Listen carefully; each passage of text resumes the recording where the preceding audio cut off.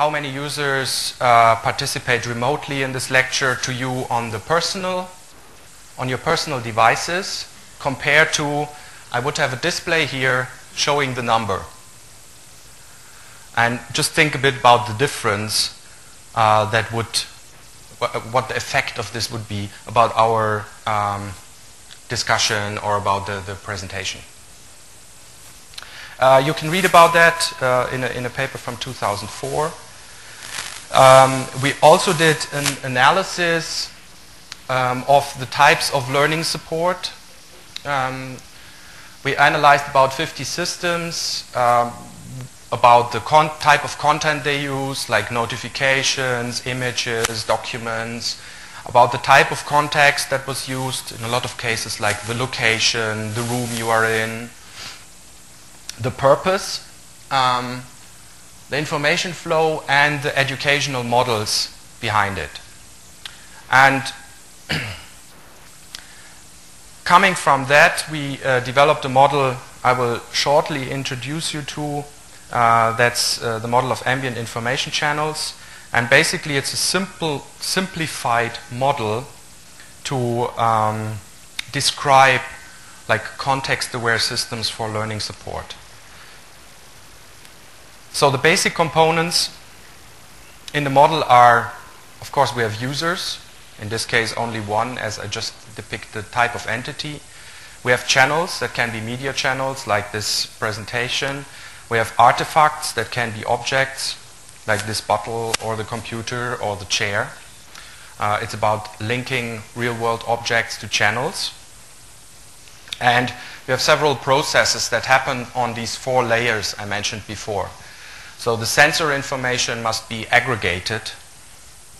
That basically means that you can have different sensors telling you something about the environment of the user. So you map them together that you can access this from an engineering side, easily just access the user object and have the information about the environment. Yeah? In the next step, probably then you basically enrich, in this case, for example, the user context information with all the aggregated sensor information that you know where is the user in a lecture, is the user busy, free, whatever. And then we come to 2 last steps that are more interesting from the interaction and from the learning part. Basically the synchronization. There you describe decisions about the learning logic and how the real-world objects, I stick with the building, how the media channel and how the user are synchronized. Yeah? A simple model for that would be, let's say you come to this room, you listen to a certain audio stream. Yeah? And now you could have different effects you want to achieve. Let's say you would like to have the effect that the audio stream wanders with you if you go to the next room, yeah, as it's probably a communication or an audio conference you want to follow. So basically then you would just detect the next room and the audio stream would wander with you. Yeah? So type of synchronization.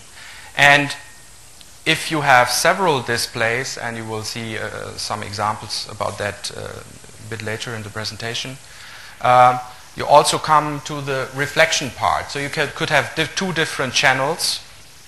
A lot of things, or one good example might be that you are in the zoo.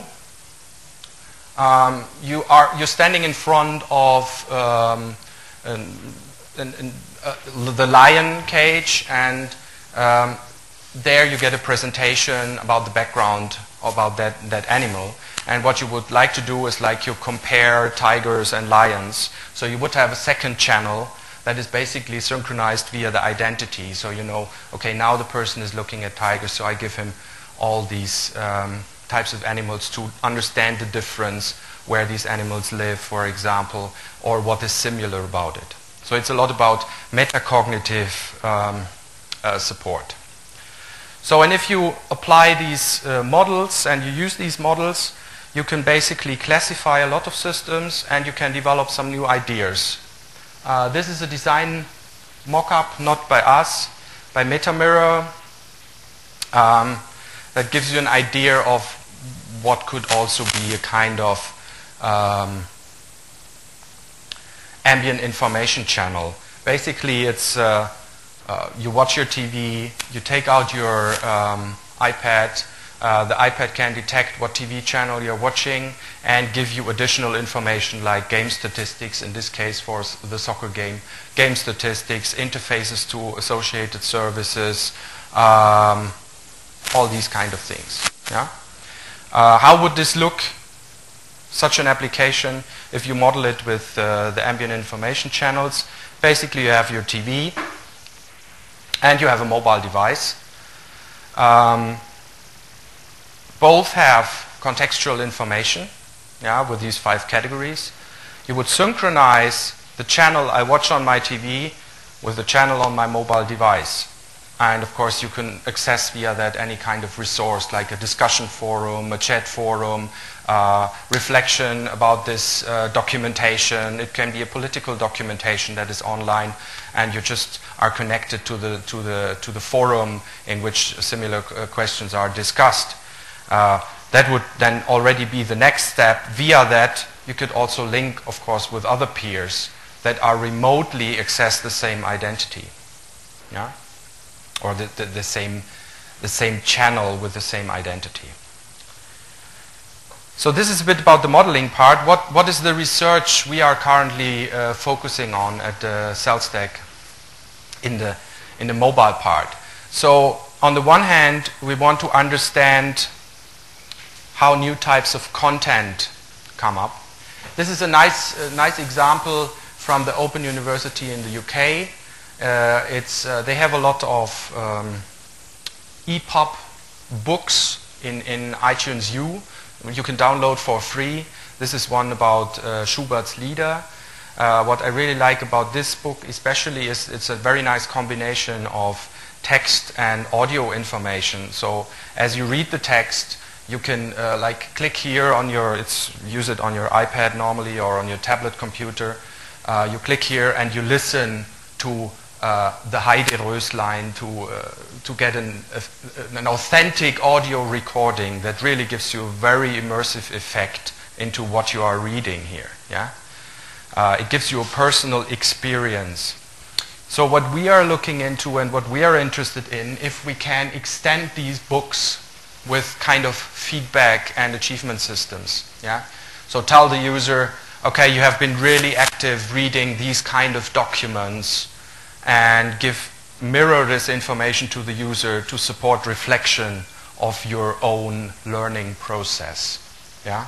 And you can do this on different levels, and we have some research ongoing on how this reflection amplifiers, how we call them, should be constructed. Yeah? So this is me reflecting about Schubert.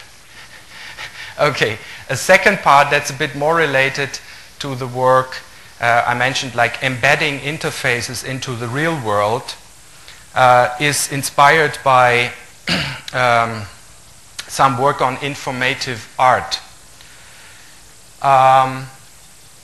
You find this, if you Google informative art, one basic idea that was done in this research in Sweden was, for example, to take a kind of Mondrian's artwork hanging on the wall, making a digital version of this, and mapping the design to sensors. Similar like the dangling string. You just would hang this on the wall, a display. It's a display that can dynamically change. And let's assume it's associated to the traffic situation around the campus. So, and the worse the traffic gets, the more red will appear in the picture. Yeah? Or also map it to the temperature. You could map it to any kind of sensor. There we're back by to the modeling part. And what we are currently looking into is some work in what we call ambient displays. And there are several examples of that. of kind of ambient displays embedded into our environment.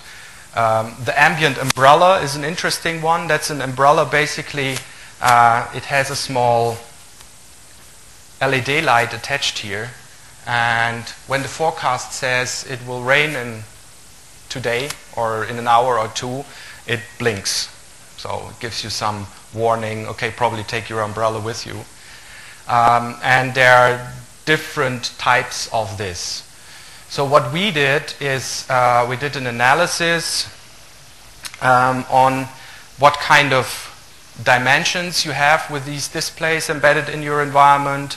They have different levels of information capacity, of representational fidelity, aesthetic aspects, and they have also different kinds of or a range of different levels of intrusion in the environment.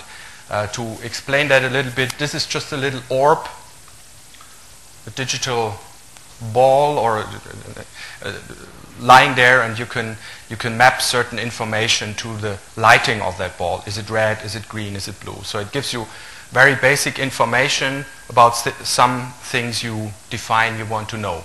Yeah? But of course, the ambient display can also be something like attached to the wall that gives you the schedule for this lecture hall, for example. We would also consider that as an ambient display. So you see there's a whole range. And what we're interested in is then, in a second level, to associate these displays with certain learning activities. Yeah? This is a reworked Bloom's taxonomy, basically, and you say, okay, we want people to remember things, so how would the ambient display need to be designed? And we recently did one experiment by putting displays in the different buildings of on our campus, and on this we presented information to the staff members about how you can save energy. And there were different variations. There were basically two variations we looked at: the type the information was presented and the notification level. So with some parts or with some displays, when you walked past, there was a camera attached to the display, it could detect that you passed by, and it gave you a short bing, like, look at me. And the other part didn't. And one interesting first finding we have is that this attraction, this notification on this level seems to work quite well. So in that sense, that the people that were working in a building with notification displays took more of the information with them than the other group. But okay, this is like first reports. There will be a paper soon published about that. And one last short or small project I want to give you an idea about is that we just thought about, okay, we want to have actually a learning management system available everywhere and connected also to the room activities. Yeah? There's a whole research group, and research groups are active now. How can you, for example, connect digital resources to this kind of lecture room in a sensible way?